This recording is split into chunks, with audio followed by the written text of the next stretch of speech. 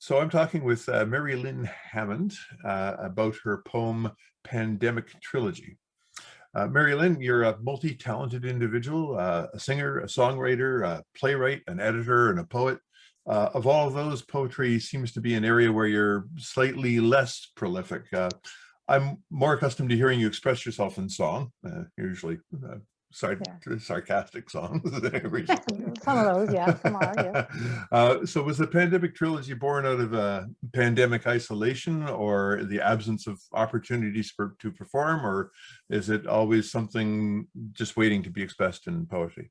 Well, I used to write a lot of poetry, as many of us did in my teens and 20s and even into my early 30s, especially when I was on the road with my band, string band, and long stretches of driving in the winter across Canada. Often I would scribble poems at night, not for anyone else, just for me. I never did anything with them. They were just in my diaries.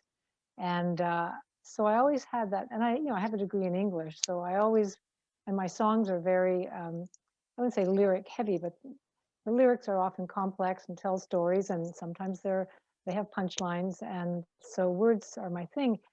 When the pandemic started, uh, everything, yes, I couldn't, I don't perform a lot live anymore, but suddenly there was no more live performing musically. And there was no, not, I couldn't go to anything that I was used to doing. So I started walking, as many of us did, taking long walks every day, also because the gym was closed.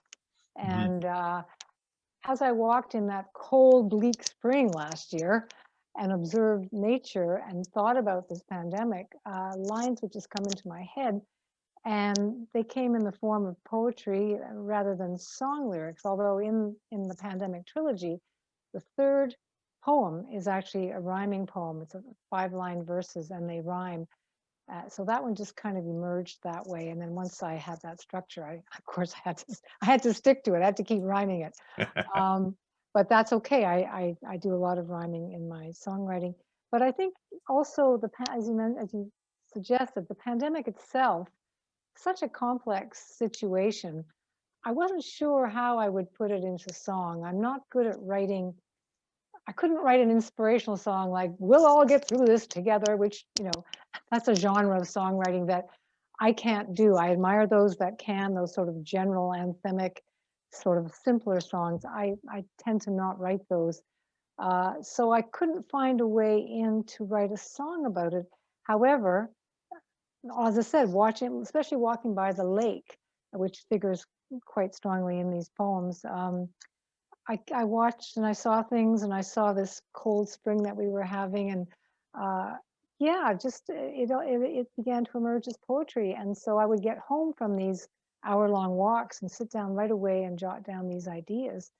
And often I almost had a fully formed poem by the time I got home, although I always tweak and edit. Um, and so and I've been writing more poetry since because of that, and also because of the writers group, and because of Jessica, our poet laureate here in Coburg, who is so encouraging of poetry with her various events and the weekly poetry present or that she sends or poetry presents. And if you sign up for that, you get a poem in your inbox every Saturday. So I just have been thinking more along those channels. It's as if I've now worn a poetic groove now in my creative brain, and the more you do it, it seems for me anyway, the more it's been happening. I find for me, my poetry, as few poems as I have, they're me trying to capture a moment, an experience that almost defies words, and the challenge is to take that experience and stick it into something that you can then relate to somebody else. Uh, your pandemic trilogy, I think, is more message oriented. It's pretty clear what you're trying to say, and I wonder, is that something that you um, sort of which branch you take, or are you taking both? If you look at your other poems, are you in the message mode all the time, or are you in the message feeling mode? Usually I don't like doing heavy messaging, even in my songs. I don't want to write a song that says, clean up your mess, humans. You've ruined the planet. But I do have actually one of my environmental songs is one of the very shortest ones I've written. It's a round, and it's if we lose this forest, if we savage the land, we might as well be cutting off our own right hand, for we and the earth are one, under the moon, under the sun. And you can sing it as a round, and it's been sung actually in various places, including a choir at a choir festival in Romania. That little song has traveled a lot.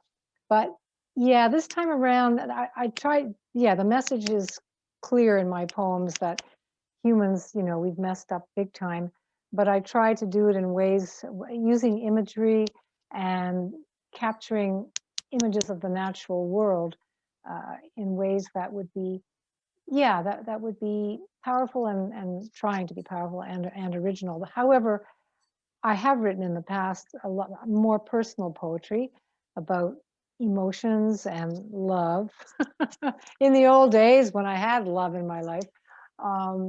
But this time round with the pandemic, it's mostly been, yeah, to do with the natural world. And I've been a big environmentalist for the last, probably 15, 20 years of my life anyway. So I guess that's not surprising. I'm just hoping that, as I said, that there's enough art with the message that it's not just a message, that there is also a creative aspect to it, and an aspect of maybe even epiphany, and imagery that makes the message perhaps more palatable and impactful, and I hopefully. think you've achieved that. I think that Thank you. it doesn't come across as preaching, and I think, as you said, it's hard to write anthems, and you certainly don't want to write apoplectic disasters. No, but yeah, I think they're more observational. I talk about, watching the world, especially that the first one is about spring was happening even though it was cold, and the earth was going on kind of oblivious to what we were going through, and the sense that the earth will somehow survive us humans. Hopefully, it may be in a different form. It Yes. may just be cockroaches and dandelions, but some of that will survive even if we humans don't. But I think it still behooves us as humans to stop messing around and stop screwing it up. Yeah. Okay. We're the ones doing the damage. Perhaps we should stop and fix it. Yeah, exactly. On that note, I'd like to thank you very much for taking a few minutes to chat with me, and wish you the best of success in our popularity contest. Sort of, it is sort of that, but it's also fun to just, as you know, publicize local creative people. And thank you and all the other folks behind the scenes, like John Charlton, for doing what you're doing to make this happen. Definitely credit to Susan Statham, who came up with this Oh, idea the and has idea. put a lot of work into getting everybody organized. So Good yeah, for Susan. it's been quite a team effort, and I'm proud that we can do something to sort of keep people engaged while we're all isolated in our little rooms talking over video. That's right. We appreciate it. Thank you, Ellen. You're most welcome. Okay. Take care. Bye.